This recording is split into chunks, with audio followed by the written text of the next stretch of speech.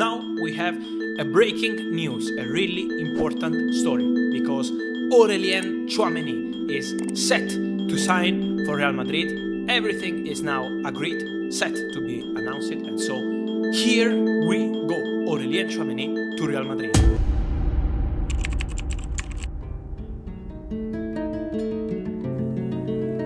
Juni 2022, Real Madrid resmi membeli pemain AS Monaco Aurélien Tchouaméni.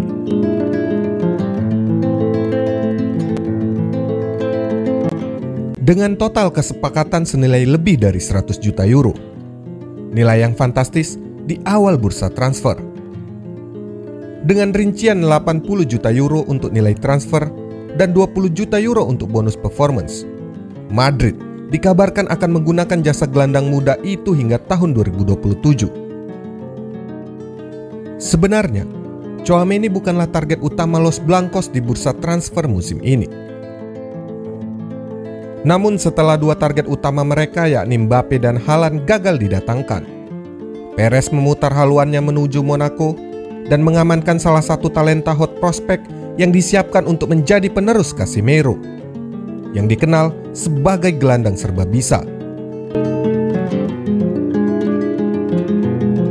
Pemain berusia 22 tahun itu sebenarnya sudah lebih dulu diamati Chelsea sejak musim lalu. Tak hanya Chelsea, Jurgen Klopp dengan Liverpoolnya juga dikabarkan berminat. Tak hanya raksasa Liga Inggris, PSG juga telah memberikan tawaran yang sama dengan Madrid. Will we have a game winner? Tchouaméni! Oh! Nilai fantastis yang dibanderol Monaco untuk seorang Tchouaméni bukanlah tanpa alasan. Dia adalah bagian penting dari keberhasilan Monaco finish di peringkat 3 Ligue 1 musim ini, dengan bermain sebanyak 35 kali di Liga dan berkontribusi dengan mencetak 3 gol dan 2 assist. Namun, alasan utama Madrid mendaratkannya di Bernabeu bukanlah perkara jumlah gol dan assist.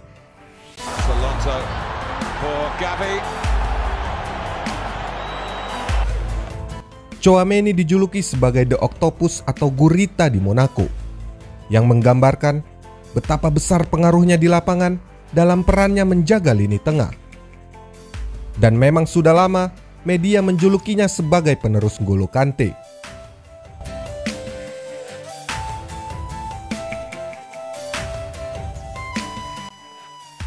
Dengan usianya yang jauh lebih muda, sangat menakjubkan melihat performanya. Dia gelandang tengah dengan kemampuan yang nyaris sempurna. Dia tahu dengan baik kapan harus menekan, kapan harus memposisikan dirinya di antar lini, dan kapan harus turun. Keberadaan Tchouaméni di lapangan terbukti memiliki efek konsisten yang membuat pemain di sekitarnya menjadi lebih baik.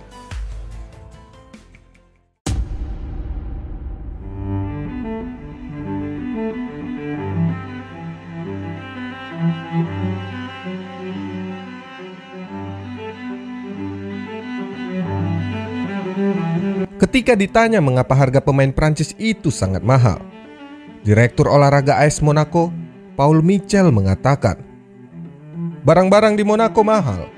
Katakanlah Tchouaméni sama mahalnya dengan Grand Casino di Monaco."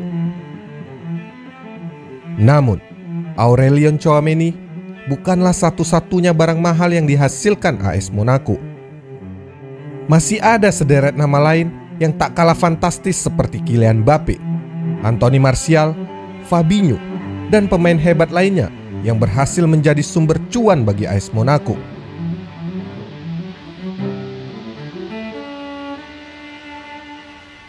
Lantas, bagaimana sebenarnya cara AS Monaco mendapatkan keuntungan lewat jual beli pemain dan menjadi salah satu klub paling cerdas di bursa transfer selama hampir 1 dekade? Simak ulasannya.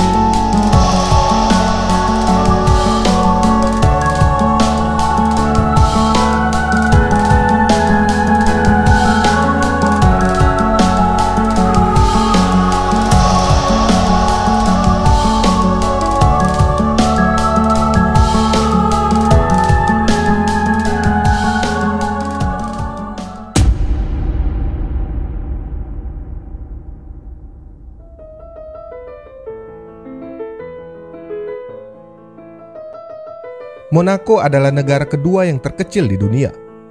Terletak di pinggiran pantai dan dipenuhi sinar matahari.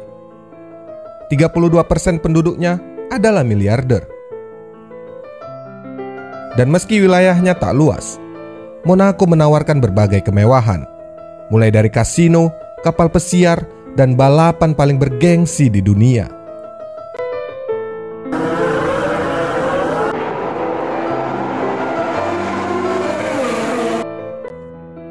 Dan di Monaco, tak hanya ada kemewahan, tetapi klub sepak bola yang memiliki banyak cerita juga ada di sana.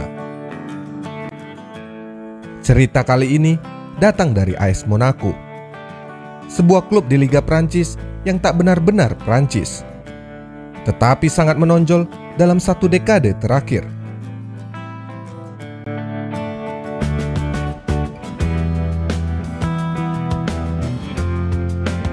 Tak bisa dipungkiri, AS Monaco menjadi salah satu klub paling brilian dalam memperoleh keuntungan lewat jual beli pemain di bursa transfer sepak bola.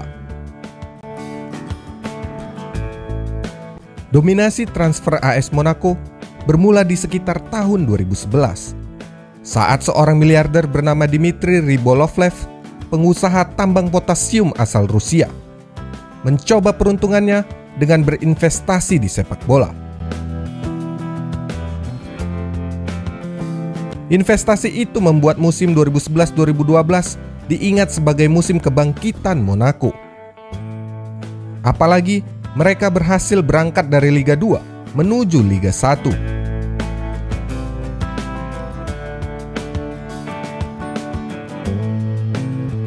Menariknya, pelajaran awal dominannya AS Monaco dalam bursa transfer malah diawali dengan pemborosan besar-besaran senilai 165 juta euro untuk belanja pemain di musim panas 2013.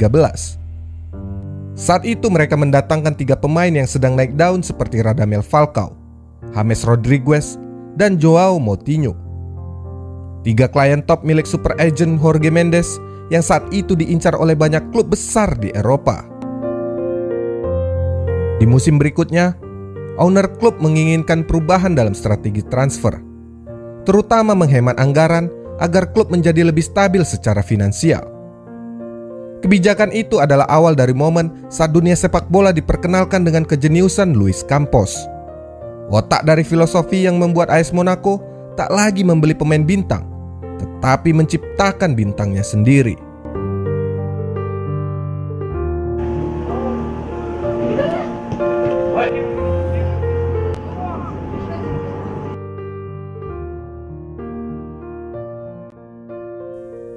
Campos yang berperan sebagai direktur teknis di bawah kepemimpinan baru AS Monaco. Saat itu sudah memiliki pengalaman mengasuh beberapa tim di Portugal, dan terakhir menjadi analis taktik dan pencari bakat Real Madrid yang langsung ditunjuk oleh Jose Mourinho di tahun 2012.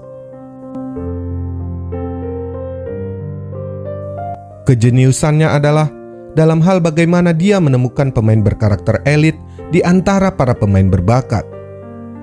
Campos memiliki 6 orang tim ahli yang menilai pemain berdasarkan kompetensi dan dedikasi. Campos tak hanya membaca data dan analisis pemain lewat komputer. Ia akan datang langsung dan mengamati pemain itu.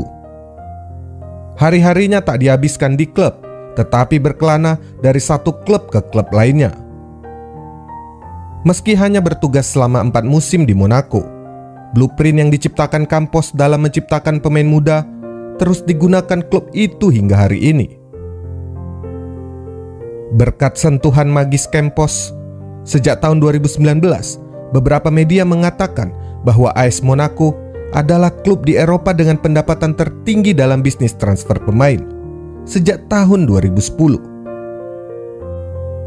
Hingga hari ini, mereka telah menghasilkan lebih dari 1 miliar euro.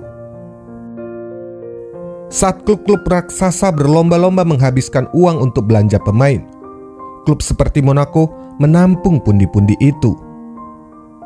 Kejelian dan kecerdasan Campos mulai terlihat dari penjualan pemain pertama mereka yang memecahkan rekor. Transfer Anthony Martial ke Manchester United senilai 60 juta euro memberikan mereka untung cukup besar. Karena 2 tahun sebelumnya, Martial dibeli dari Lyon hanya dengan harga 5 juta euro. Sebelum kepergian Martial, AS Monaco berhasil mendapat keuntungan 15 juta euro dari penjualan James Rodriguez ke Real Madrid. Benjamin Mendy, bek kiri yang dibeli dari Marseille senilai 13 juta euro di musim panas 2016. Meski hanya bermain semusim di Monaco dan Manchester City, tak ragu memboyongnya dengan nilai 57,5 juta euro. Tak hanya Mendy, Bernardo Silva yang belakangan ini menjadi salah satu kesayangan Guardiola di Manchester City adalah pemain pinjaman Monaco dari Benfica, dipermanenkan dengan nilai sebesar 15,75 juta euro di tahun 2015. Berkembang dalam 2 musim di Monaco, City memboyongnya dengan transfer sebesar 50 juta euro. Berikutnya adalah Thomas Lemar, gelandang serang Caen yang dibeli di tahun 2015.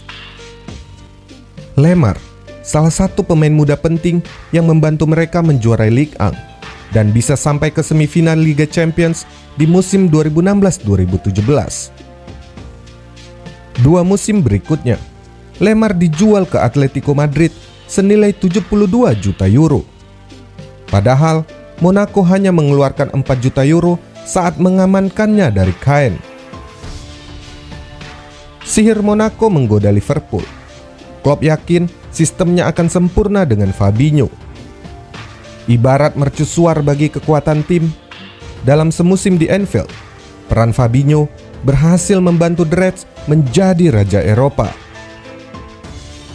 Sebelum resmi menjadi pemain Monaco di tahun 2015, Fabinho pernah menjadi pemain pinjaman untuk Real Madrid Castilla. Karena Campos yang saat itu menjadi asisten Mourinho di Madrid sangat tertarik dengan bakatnya. Meski tak jadi direkrut Madrid secara permanen, Fabinho menuju Monaco dan akhirnya berjodoh dengan Liverpool. Dia dibeli Monaco dari Rio Ave dengan nilai 6 juta euro dan dijual ke Liverpool dengan nilai 45 juta euro.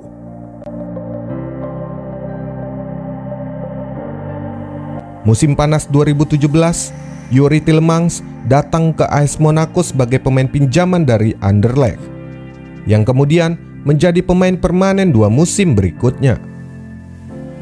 Saat usianya 22 tahun, karena gaya bermainnya yang kurang cocok dengan pelatih, musim itu juga Monaco langsung menjualnya ke Leicester City dengan nilai 45 juta euro. Timo Bakayoko adalah pemain muda yang dibeli AS Monaco dari Stade Reims senilai 8 juta euro. Kurang cocok dengan pelatih dan masalah cedera membuat ia jarang dimainkan di musim pertamanya.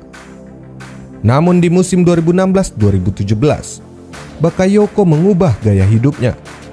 Dia tampil konsisten di sepanjang musim yang membuat Chelsea langsung membelinya dengan nilai 40 juta euro.